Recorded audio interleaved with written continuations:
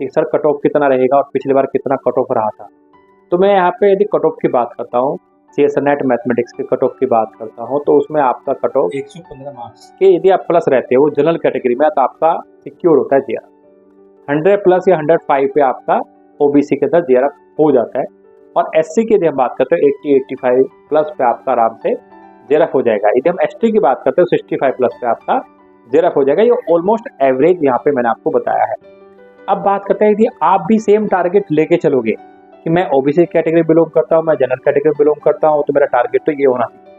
तो एग्जाम में कई बार क्या होता है कि आपको 5 या 10% मार्क्स कम मिलते हैं हमेशा ही। या आपने रेगुलर एग्जाम में भी देखा होगा, जब आपने BSc किया, आपने MSc किया, जब आपने कभी कोई टारगेट सेट किया होगा, मुझे इस बार 80% लेके आ रहे हैं, तो आपको 70 मिले होंगे या 75 मिले होंगे।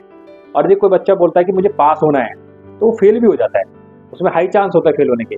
बट यदि कोई स्टूडेंट 80% के बारे में सोच रहा होता है तो फेल नहीं होता कभी भी, वो 75 या 70 के आसपास रह जाता है। तो इतना ये जो डिफरेंस हमेशा ही रहता है।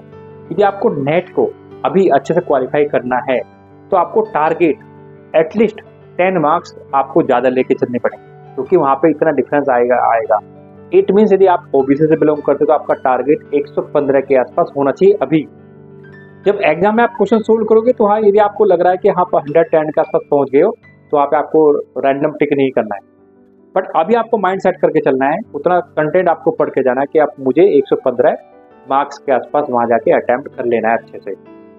यदि आप जनरल कैटेगरी से बिलोंग करते हो तो आपको 125, क्योंकि मैंने आपको पहले साथ OBC का बताया है, तो OBC का 115 और जनरल का 125 मीन्स आपको 10 मार्क्स का मीन्स प्लस लेके टारगेट लेके चलना है। यदि आपको एग्जाम में बैठ के आप कैलकुलेट करते हो और आपको लगता है कि मैं इतने प्लस पे अच्छे से पहुँच गया हूँ, तो वहाँ पे आपको रैंडम टिक नहीं करना है। बट अभी आप तैयारी कर रहे हो, आप यहाँ पर रिवीजन कर रहे हो, तो यहाँ पे आपको माइंड सेट करना है कि मुझे इतने मार्क्स लेके आने हैं। आपको अपनी कैटेगरी के हिसाब से मीन्स आप टारगेट सेट करो। यदि आप ST कैटेगरी में बिलोंग करते हो, आप 65-70 तक आप 75 तक आप सोचो कि 75 तक मुझे पहुँचना है, तो उतना सिलेबस, उतना कंटेंट, उतना मुझे सब कुछ रिवाइज करके जाना ही जाना है। उसके एडिशनल मैं जाऊँगा बाद में, पर उतना मुझे करना ही पड़ेगा। सेम हर कैटेगरी में आपको इस तरह करोगे तो आप अपने टारगेट को उस हिसाब से सेट करो।